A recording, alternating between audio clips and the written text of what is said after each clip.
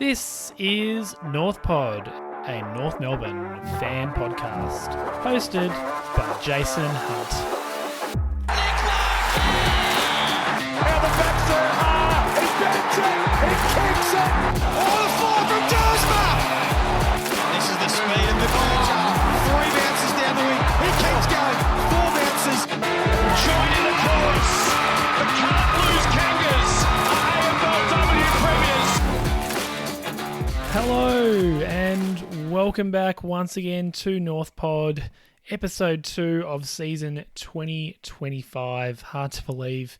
I'm sure we'll be calling it 2024 for the next little while yet. We're still in preseason mode. I'm still in early recording mode. So again, if there's any big news that's dropped that I don't talk about, it's because I have pre-recorded this. We're in mid-January right now. Preseason is definitely underway, but I'm not going to talk about any of that because it'll just be outdated. So today's episode is going to be a bit of a list analysis, I suppose, would be the best way to describe it.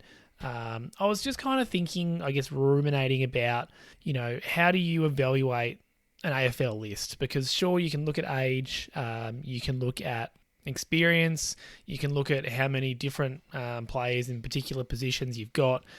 There's lots of different ways that you can skin the cat, as it were. But I guess something that you might often do in other sports is look at what elite skills or potentially elite skills does the squad have. Footy is a pretty complex sport to analyse just because of the high number of players that are in the game at one time. So if you think about it, something like tennis, it's 1 versus 1 or 2v2. It's a very combative sport because you're really just thinking about what am I doing as a player and what is my opposition player or players doing. You can sort of extrapolate that out a little bit to a smaller team sport like basketball is 5v5. And so, the best player or best couple of players on the court have a big influence because they're, 20% of their team. So, you'll often talk about star players and star power in basketball, and that's because they're such a large chunk of the player that's on the field. You go up to soccer, it's 11v11. At AFL, we're 18 versus 18 on the field at one time. So there's a lot of complexities that come with that. There's a game plan, there's the chemistry, there's matchups. It's really hard just to look at, if you have the best player, it helps, but it's a smaller influence than, a smaller team sport or an individual sport, obviously. That being said, obviously having the right cattle is massive. So I just thought I'd have a look. My plan is for it to be a quick look. We'll see if this ends up being a double episode or if I'm able to whip through them fast enough. We'll just see how things go. But to kind of look at who's in the squad and specifically what elite talent or potentially elite talent does each player have. So I'm not saying that each of these players is elite in this area. It's more around what is the skill or the attribute that got them drafted that, is their strongest asset or the asset that I think, they are best at. And then we're also going to have a look at what's something that, that player, I think they would be a big improvement if they improved in this one area. So it might be an area of weakness or it might be an area that they just really would benefit from including in their game.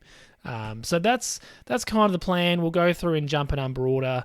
And then at the end, I guess we'll kind of try to see what it all means. What have we learned from the experience? So I guess the only other thing to mention, obviously there are players that either are new draftees or haven't played at AFL level. I'll touch on them briefly, but I think we really mainly want to focus on exposed AFL form because that's what is going to be the highest indicator. For the draftees, we kind of know what skills they have. It's just whether or not they can transfer them to AFL level. And, a player like Taylor Goad, for example, has been on the list for 12 months. So whilst he's been around, we haven't seen him play a game at AFL level. So I will touch on every player, but certainly some players are going to be quicker than others. Let's jump in. Like I said, jump in number order. So Finn O'Sullivan, our number 2 draft picks first up. I have had a look at a bit of his vision, so I can speak to him a little bit. I think for him, he's really good in traffic. He's really good at finding space, finding teammates in better positions, and sort of freeing them up and putting them into space with good disposal.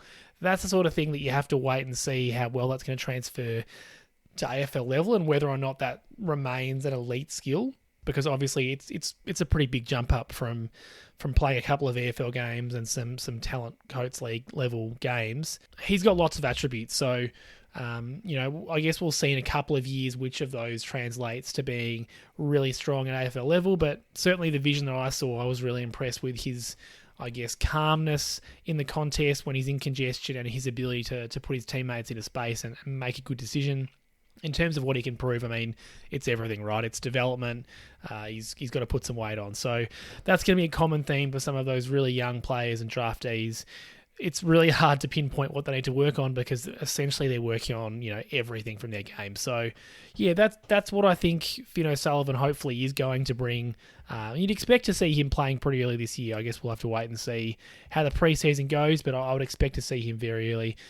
Harry Sheezel is a massive, massive one for us. I think the thing that he, goes without saying, but the thing that he brings for us is he is probably, or no, not probably, he's definitely our best one-touch player. He is our classiest player. He's the one that he's going to pick it up cleanly first time and he's able to dispose of it straight away. He's got really quick disposal. He's got great hands. Obviously, he's a good kick and a good hand pass, but the one elite skill that he's had from pretty much the moment he's come in is that cleanness and that ability to he never looks rushed and he never looks like, I guess he never runs out of time because he's just so clean with the way that he picks up the footy. So to me, that's his massive skill and why he stood out so quickly, because he's playing a side where we just really desperately lack that kind of class. He's had it from day one, and I think that's a really important attribute for, you think of the best players in the competition over the past 20 years or so, the vast majority of them have that ability to just take possession really quickly and then make a really good, quick decision, whether or not that's to dispose it right away or to take up some time. You think of Scott Pendlebury in his absolute best, and he's still pretty good at this. He just knows exactly where his teammates are, picks it up cleanly every time and makes a good disposal. That's kind of what, they're different kind of players, but I see a similar attribute in Harry Sheezel in that way. In terms of what he could improve, it's an interesting one because I think when we see him go forward a little bit more, we will see him hit the scoreboard more just as a result of being forward more. I think what I would like to see is just a fraction more defensive work in his game, some tackling, spoiling, corralling, that kind of thing. In his role off half-back for that at 18 months or so that he was playing there, you could tell that he had 100% freedom and it totally worked for him and worked for us. So I don't think that he was, being derelict in his duty at all. I just think for him to be a two-way midfielder, he's going to have to add a little bit more defensive craft to his game. And particularly, I think that corralling and that ability to put his body in the right position and put his body on the line when required, I think is something that would take his game to the next level. And I guess this is where I tried to mention, for some players it's a weakness and some players it's just something that will take them to the next level. I don't think it's a weakness from Shees because I don't really think he's been asked to do that much to this point, but I do think that defensive side of his game, is going to help him wherever he plays, whether that's forward or mid, or going back in defence, because you want to be more than a one-dimensional player wherever you play. So I think that would really help him, take his game to the next level. Aidan Corr was an interesting one to think about. I mean, I think for him, it's probably something that's easy to miss or that doesn't necessarily get picked up in just a casual viewing, but he's very athletic for his size. He's 195 centimetres, but he's really quick and agile and strong for a player of his size, which means that he is able to take those taller players. We've seen him take on the King twins, who are certainly taller than him, and he can play a little smaller and a little more agile players if required. In some ways, he's an in-between, and so he can. It's either flexibility or it's like what position does he play. So that's where it's a little bit challenging. But yeah, he's super athletic for his size. We've seen that a couple of times with his ability to provide some run and carry where it kind of looks a little bit unwieldy. You go, what's Aidan Corr doing that for? But he does have that ability. It's just that our team structures and his luck with injuries hasn't necessarily allowed him to do that as much.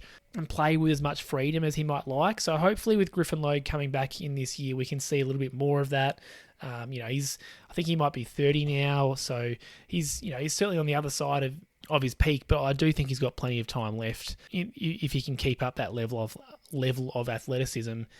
I think something that could improve, it's probably not going to happen at his age, and that's going to be a bit of a common theme for a couple of those older players, but his decision-making with disposal is sometimes what lets him down, and also just some of that really quick decision-making when he's deciding, do I go up in this contest or do I stay down, do I swap players? Like we've seen, time and time again. I think part of that is playing in and amongst a really inexperienced defensive group and having to be kind of one of the only senior players back there alongside Luke McDonald. But yeah, I think the decision making and his ability to make good quick decisions would really improve his record down back. It's unlikely that he's going to have a dramatic improvement in that area at his age, but yeah, if there was going to be something, I think it would be that. And one of our new recruits, Caleb Daniel, this is an easy one. He is a damaged by foot kind of guy. He's a great kick. That's why we've brought him into the side. A damaging long kick and someone that we're hoping is going to play that distributing role off half-back this year. Replace what we've seen McKercher and Sheezel do and Zach Fisher try to do over the past couple of years. So that's definitely, he does have an elite skill in that area. It's just, last year was a weird year for him at the Dogs. Prior to that, we've seen him win Best and Fairest. He's a premiership player. I do think he's an elite kick. In terms of what could make him a better player, I mean, he's small. So he's got to be really, really, really strong with his tackling, his defensive physicality. He's got a limitation there because of his size. But I think that's an area. If you're playing off halfback, you do have to have some defensive mindedness about you. You can't 100% be about trying to rebound that ball, although that can be your main focus.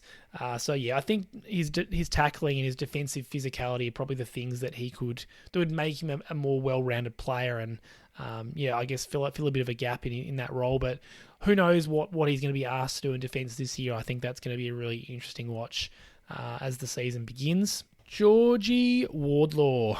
We do love a bit of George Wardlaw, and I think it's pretty easy to say that I do think he's elite in this area. Just the attack on the footy.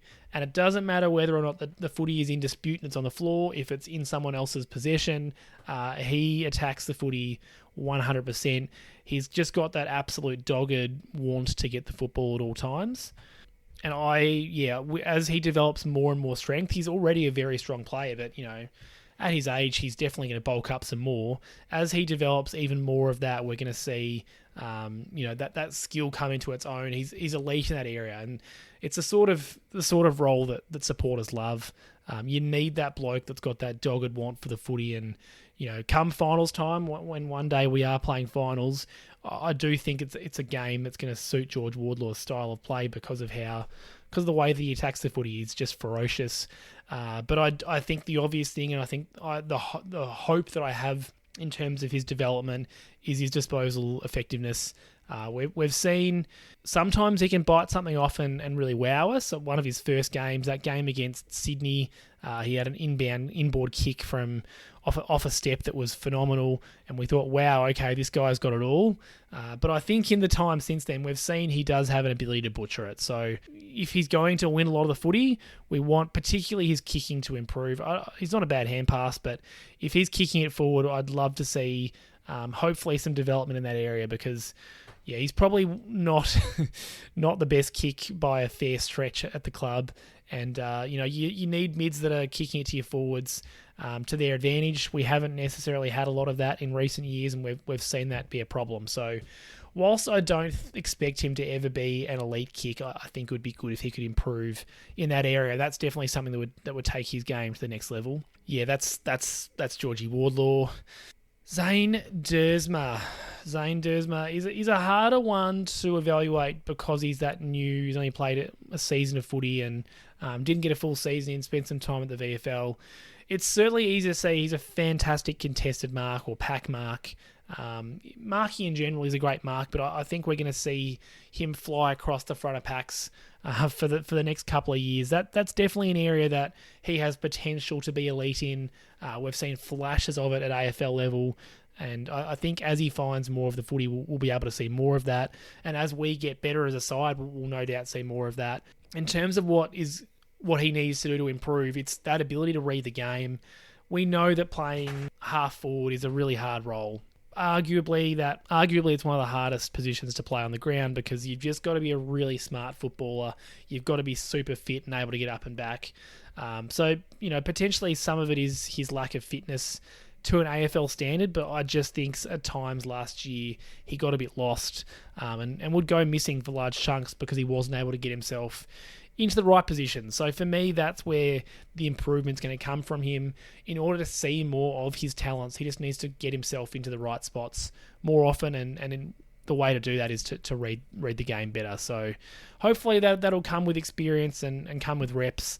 Like I said, he's only played probably 15 or so games, so he's got plenty of time under his belt to come, I should say. Plenty of time to come to get games under his belt. And I think we will see some of that naturally develop in him this year, I'm sure, because he's a super talented player. So he will pick it up. It's just about adjusting. It's a really different game, like I was saying before, to what he would have played previously as a junior. He's got to fine-tune some things in the way that he reads the play. Bailey Scott is pretty straightforward, I think. Obviously, an elite runner, really, really strong runner, endurance runner. That's why we see him out in the wing. He can essentially run all day, and yeah, he would be one of the better runners in the comp. I'm not saying he's the best, but he'd be one of the better runners in the comp. What I would love to see him improve is similar to Wardlaw, but for, I guess, different reasons. His disposal effectiveness, Bailey Scott, is not great. He's not a damaging kick. He's often the one just kicking it long down the line. He doesn't bite off a lot of those more challenging but rewarding kicks going inboard or biting off a 45-degree angle kick. So whether or not that's not his role, I'm not too sure what his instructions are. Obviously, that's the coaching staff. But I guess for mine, I look at him and I go, how much? Certainly last year, how much is he damaging the opposition with his kicking? Because he finds a lot of the ball as we're rebounding defensive 50. He doesn't have any issues with that. But if he's doing a lot of that, you've got to be damaging the opposition, and I'm just not sure that he is with his kicking often enough. So for me, the thing that would make him, a really good wingman in the competition, is if he was able to execute those sort of 35-metre kicks that actually are going to damage defensive structures for the opposition by sort of skipping half the zone and then opening up the area at the back. We've seen that's what Sheezel was really good at in 2023. He was really good at finding that kick that broke the zone or at least disrupted the zone. And we need Bailey Scott doing that if he's going to rotate through halfback, or even by the same token, when he's playing higher up the ground, I'd love to see him, lower his eyes a bit going inside 50. So, yeah, definitely the kicking efficiency is something that I would like to see him improve, because I think that would be, a massive stepping stone for Bailey Scott's game.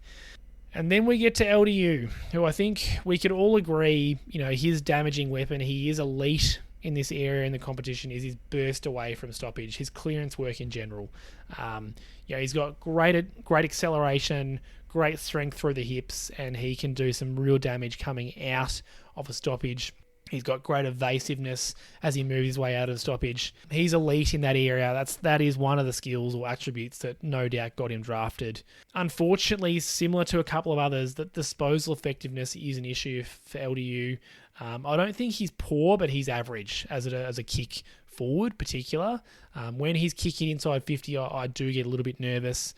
There's several other players on the side I would say the same thing for, but yeah, it's an issue when you want him doing a lot of the ball winning. He does do a lot of the ball winning at clearance. You want to be able to trust that when he's kicking it forward, that he's going to kick it to Larky's advantage, or whoever it is, Cam Zerha, Paul Curtis, whoever's receiving it, you want them to be receiving it to their advantage. And I just don't know if that's how they would be feeling about it at the moment when LDU is kicking it often enough. So for him to take it to that next level and be an out-and-out superstar of the comp, I think that his kicking just needs to improve, 10-20%.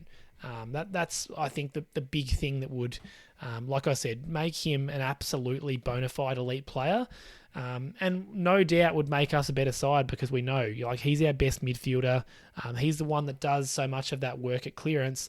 if he's bursting away, we want to be rewarded for that clearance win.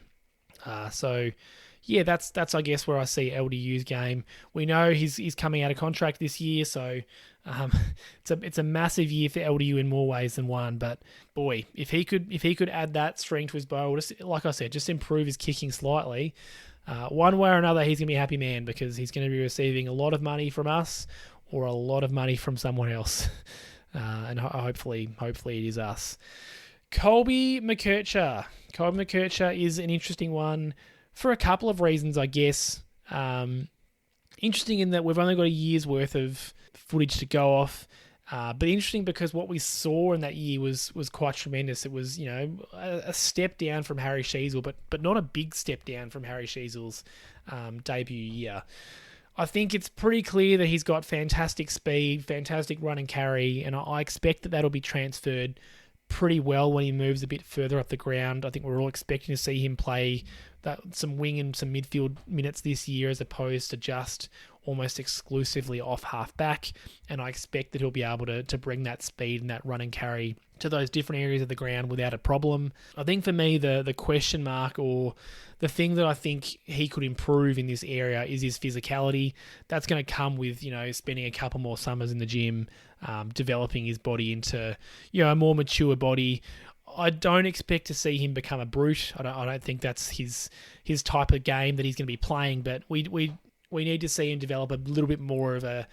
It's not a contested element because I do think he has the ability to be contested, but I just don't know that he has that strength and physicality, that want for the contact, I suppose. Like I said, it's about what can you add to these players that will make them a better player. It's not necessarily that's their number one weakness, and I think he would be a better player if he had a little bit more physicality about him, and I think that'll come because, like I said, he's a young player, and that kind of thing, it takes time. It takes a lot of time to develop into these. He's a kid. It's going to take some time for his body to develop into that of a man.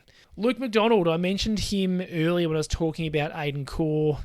Super interesting one to think about because I sat there for a good 5 minutes just thinking about what is the elite skill or attribute that Luke McDonald brings, or the attribute at which he excels the most. And I couldn't really find one. I think part of that speaks to the role that he plays these days, in that, he's a bit of a Sally's fill the gaps kind of defensive role.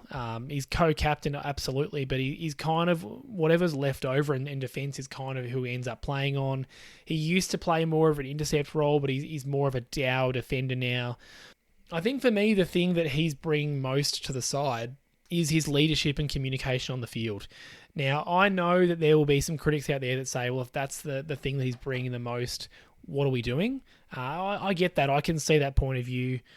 Maybe, let me know in the comments. Let me know if you think that there is a skill or attribute of his that I'm missing, that I'm not seeing. But I think right now, his ability to, I guess, arrange the defence and communicate and be that kind of general in defence is super helpful. Alongside, like players like Aiden Core and Griffin Logue, who hopefully has a better run at with injuries this year, you do need a player back there that can kind of be that captain of the defence. So, whether or not we see Luke McDonald play all year, I'm not too sure, but I do think that's an important skill to have. I think similar to Aiden Core, it's decision-making for me that I'd love to see improve. Again, it's probably not going to happen at his age and stage of career, but we've seen time and time again, he's prone to a clanger. He's prone to making a bit of a dodgy decision. And again, I think part of that comes with playing in the North Melbourne defence. But yeah, I mean, if he was prone to making less of those clangers and making better decisions, I think we can all agree there'd be a lot less fans on his back. So, he's at this stage, as far as we know, he's still going to be a co-captain this year. We've heard no announcement yet, although who knows, when you're listening to this, there may have been one. So as a result of that, I expect to see him playing most games this year. And I think what he'll be bringing is that experience. He's our most experienced North Melbourne player. He was around. He's the only North player that was around for that last finals tilt and playing consistent games. So yeah, I think there is that leadership element that is important to his game, and you need it. Whether or not you respect that or not, we do need players like him in the side. Jai Simpkin, the other co-captain, is the next cab off the rank. I'm just looking at how we're going for time. I think this is definitely going to be a part 1, part 2 episode. Jai Simpkin, I think, we didn't necessarily see a lot of it in the past 12 to 24 months, but we know that when he's at his best, it's agility and his movement in congestion. He's got a great step. He's got great evasiveness. He doesn't necessarily have that burst out of stoppage like LDU. It's a little bit different. He's more evasive, and he can break some legs when he's moving through some congestion. So for me, that's what his elite strength is. Whether or not we see that this year, I'm not too sure. I mean, he should be in his peak. So I'm hoping that what we saw from him last year was as a result of some injuries and playing out of position or playing in a position that didn't allow him to show that as much. Hopefully, if he's playing a little bit more midfield time, I still certainly expect to see him play some forward line time this year as well. But if he's playing a bit more in the midfield, he'll get a chance to showcase that. And, there's been times in the last 5 years where I would say he's been elite in that category in the comp. So I'd love to see him get back to doing that. Similar to a couple of our other midfielders, it's a bit of a theme. LDU and Wardlaw, Simpkins' disposal by foot could definitely be improved. He's another one where you see him streaming forward and you just worry, is that going straight over Nick Larkey's head? Is this one going out? Is it going to dribble out of bounds from a long kick? His kicking's not fantastic. Often he'll kick down the line to a contest or just kick long. He doesn't have that kind of bullet pass in him typically. So if there was something that I would love to improve about his game, it would definitely be his disposal by foot. And if he was able to do that, it would make a big difference to our midfield, just like it would for LDU, just like it's going to hopefully for Wardlaw.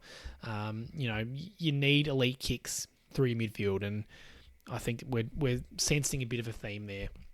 Darcy Tucker, similar to Luke McDonald, it was kind of hard to find an elite or a skill or attribute that he excelled most in. He's pretty versatile, so I guess that was something. He's able to play halfback. He's able to play through the middle. He can play half forward, although we haven't seen him do much of that in recent times. So I think versatility is great. He's also very tough. We've seen him put his body on the line when required. So, either of those things, but he's certainly, I wouldn't describe him as elite in either of those. They're probably just his biggest strengths. I think similar to a couple of defenders, his decision-making is something that could be improved. I didn't love him playing off halfback because I found that he often made some poor decisions and got himself into trouble with his decision-making. So for me, if he could avoid some of those clangers in terms of his decision-making, that would make a big difference.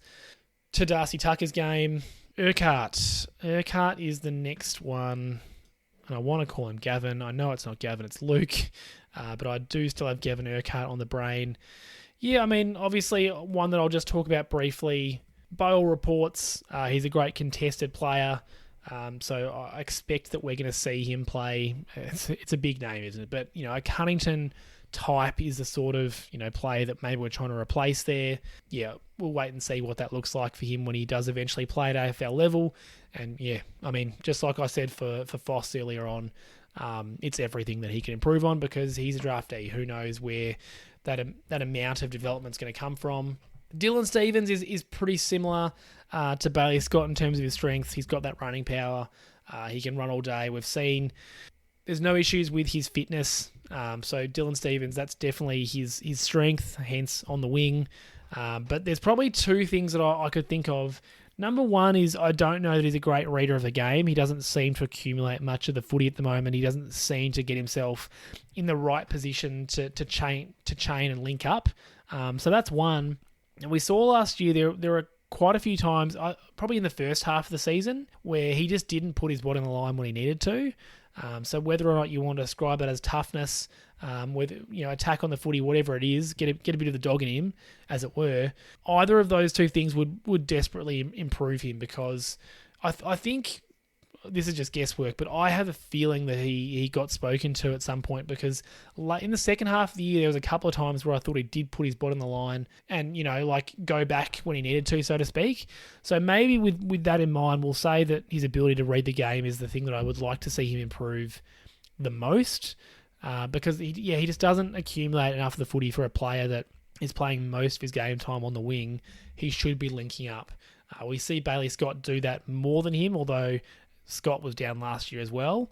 But that's the kind of numbers that we'd like to see him pulling on the opposite wing. We didn't see that last year, and he'll need to do that if he's going to get a game in 2025. Zach Fisher is an interesting one for different reasons in that I'm just not sure. Well, I actually think he's going to play forward this year. And so with that in mind, it's hard to evaluate what strengths and areas of improvement he has for that area of the ground because I just haven't watched him play enough of his footy there. I've seen him do it a little bit for Carlton, but not recently.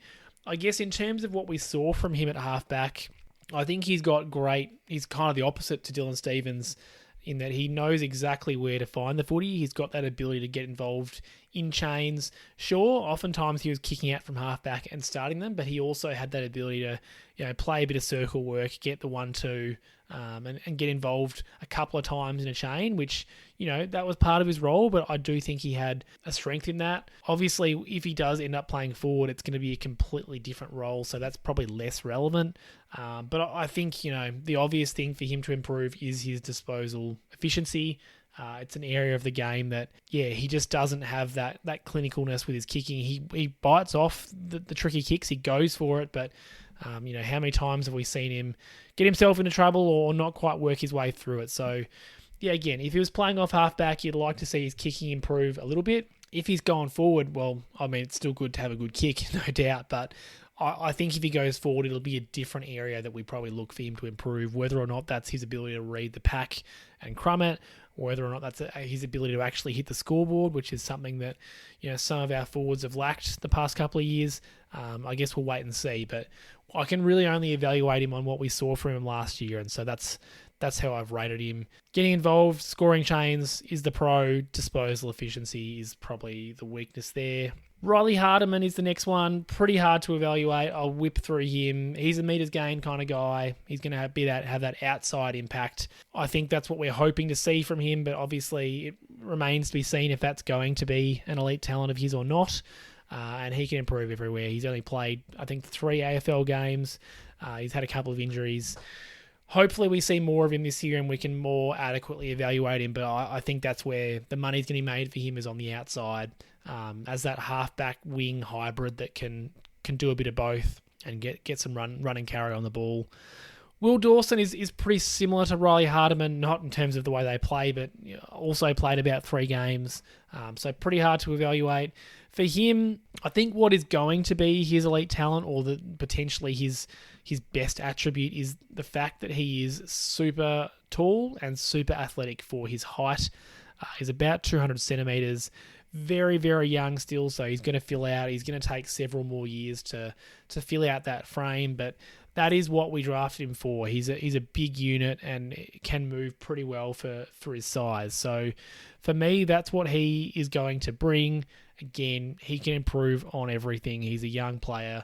We just want to see him develop his body and develop his game, and then we can figure out how to fine-tune and tweak him.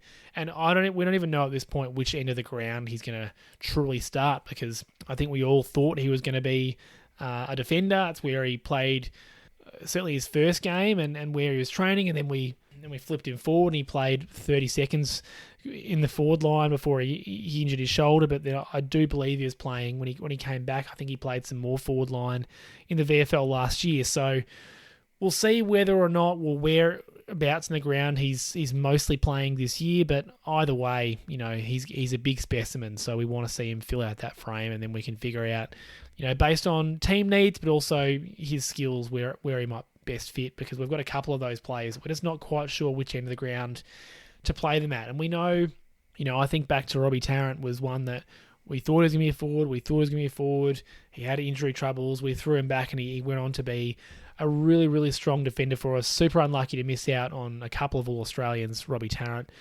So you do want to get it right in terms of which end of the ground they play at. We know that it's easier, I think, to be a really good backman, but that's not to say that you can't be a swingman. I think you just need to have a spot that you are more comfortable or you're mostly playing with that ability to swing. And we've got a couple of them. We know Charlie Comben Will Dawson. You also, Toby Pink was doing it last year as well. He's probably a bit of a different case, but our new draftee Whitlock as well is one that we're not quite sure where he's going to play. So we've got plenty of them. We've just got to figure out where their best position is. Griffin Logue is the next one. Speaking of keys, he is one that we all know is going to settle down back.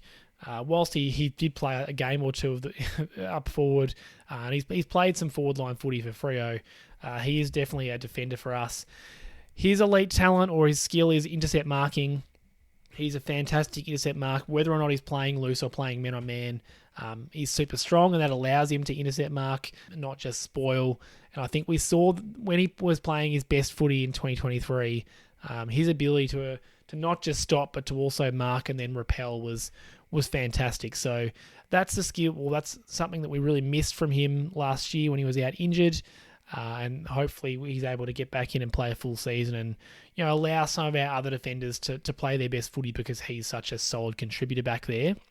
In terms of what he could improve, I think hurting the opposition when he's exiting defensive 50 would be a good start. He's not necessarily... He's a long kick. He can kick it long. And you don't need all of your defenders to be able to kick well. But I guess if I'm thinking about what would make him an even better player, I can't change his height. I think if he was a bit taller, that would be helpful. He could make himself a better kick and a better rebounding player, I guess. A better threat when he's got the ball in his hands.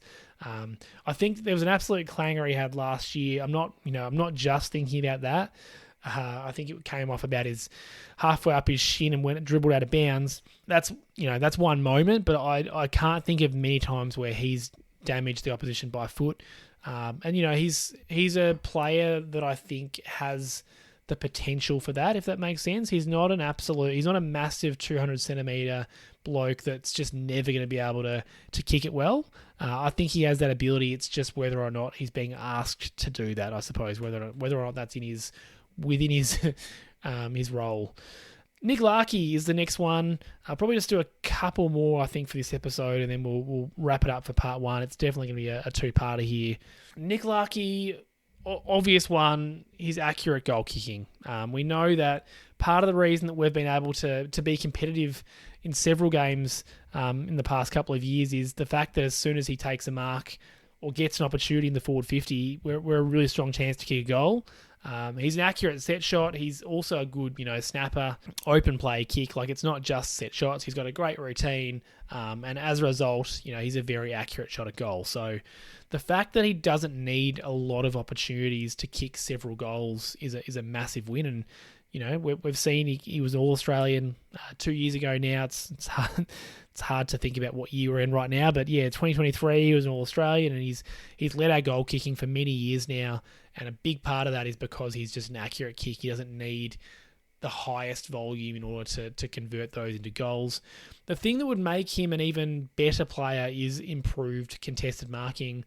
Time and time again, there are complaints from fans that he's getting muscled under the footy, he's getting pushed under the footy, he's not strong enough in the contest. And that's not his core, the way that he plays his game. He's a marking key forward. He's a leading key forward. He'll take his marks on the lead, out in front. He's not necessarily a great contested pack mark. And therefore, I think the way to make him a better player would be to improve in that area a little bit. I don't necessarily need him to be able to win a one-on-one wrestle. I think he's okay at that. He's pretty good at least splitting those contests. But I'd like to see him take some more pack marks, be more of an aerial threat in that way. We don't really have... Zane Duursma is probably... Well, he is our best inside 50 pack mark at the moment, and he's not guaranteed to get a game because of his stage of development and where other deficiencies in his game. So, yeah, I think Nick Larkey adding that would be a massive win and truly make him an elite forward if he was that aerial contested marking threat as well. So that I think is the area that he could improve in. I might do two more. CCJ is an interesting one because he's coming off being injured all of last year. He's going to have a slow start to this year. He's certainly not going to be playing in the round one side, and it's pretty unclear, based on what we've seen from him, what those skills or talent would be. He's really tall. He's a big boy, so you could think of it sort of like Will Dawson. I don't know if he's as athletic as Will Dawson, though. He does seem to lumber around a little bit, CCJ. I don't know if that's just a visual thing because he looks so big. But to me, he doesn't look super athletic. Maybe you could say that the fact that he does have that flexibility to play forward and to play ruck. How important is that kind of player? I'm not too sure. I don't think it's a big deal if you're throwing some nobody in the ruck for 10% of the game if you've got a key number one ruckman. So how valuable is that? I'm not too sure, but yeah, I guess you could say that's a strength of his. I think in terms of what he could improve, it's read the game. He's an okay mark. He could improve as a marker, but a little bit similar to Zane Dersma. Worryingly, though, CCJ's been playing AFL footy a lot longer. I just don't think he gets himself into the right spots often enough. He doesn't find the right channels. He's so often out of position and making leads at the wrong time. So reading the game, I think, is the big thing that he could improve, and that would make him a serviceable AFL player. At the moment, we're not seeing him read the game well enough, and so that's why his position was under threat even before he was unfortunately struck down by injury, because he just doesn't get enough of the footy, doesn't damage the opposition defenders enough. So I really, really hope that he's able to come back from injury and make a big difference this year in the side. But we're going to have to wait until probably midway through the year. And just coming off an Achilles, it's going to be really hard for him to do that, I think. The last player we'll look at in this half, Taylor Goad, pretty quick one. Obviously, he's a massive bloke, so his height is going to be his big attribute. He's hopefully going to be the ruckman that can take over from Tristan Xerri in the long term. He needs some bulk, he needs some time, he needs several more years developing in the VFL. And the fact that Xerri has come on, I guess a forwards Goad that time, where he's in no hurry. So unless, we have some massive injuries in our ruck stocks this year, I wouldn't expect to see him, and that's totally fine. We know that these taller players will develop in the background for a long time, and that's what Goad is going to do. So that I think is where he could improve. So that is going to do us for this half. I know I've probably talked about a lot of the more prominent senior players just because we've gone through those smaller jumper numbers, and that tends to be how it shakes out. But I do like to keep these episodes sort of around the 40 to 45 minute mark, and that's what we're coming up to now. So I will put a pause on this, and we'll come back to it next week. We'll cover the other half of the players, and then we'll also look at kind of what it means for our squad makeup. So bit of a tease for what you can expect from next week there. Thank you so much for listening. If you do have any thoughts on, I guess how I've evaluated some of these players, maybe you disagree or think I've got it all wrong. Maybe you think Luke McDonald's the biggest star of the competition that we just haven't discovered how to play him correctly. Do hit me up in the comments or on social media. Get in touch. I'm always happy to chat North Melbourne and discuss, particularly when there's not a lot of games to discuss. You're more just talking in hypotheticals, and it's good to, I guess, thrash it out, have a chat about it. So you can find me on social media at NorthPodShow, or you can leave a comment depending on where you're listening. You might be able to leave a comment if you're on YouTube or Spotify. There's definitely some comment sections you can get into there. Yeah, like I said, tune back in next week for the second half, and we'll see how our team make up and how our skills are, I guess, shaking up once we've gone through the second half of the list. As always, go North. Thanks for listening to another episode of North Pod. If you give me a rating or review on your podcast service, that would be much appreciated. And please follow me on all social media at NorthPodShow. I'm on X or Twitter, Instagram, YouTube, TikTok, and I'm also very active on the North Melbourne subreddit. Hope you'll join me for the next episode.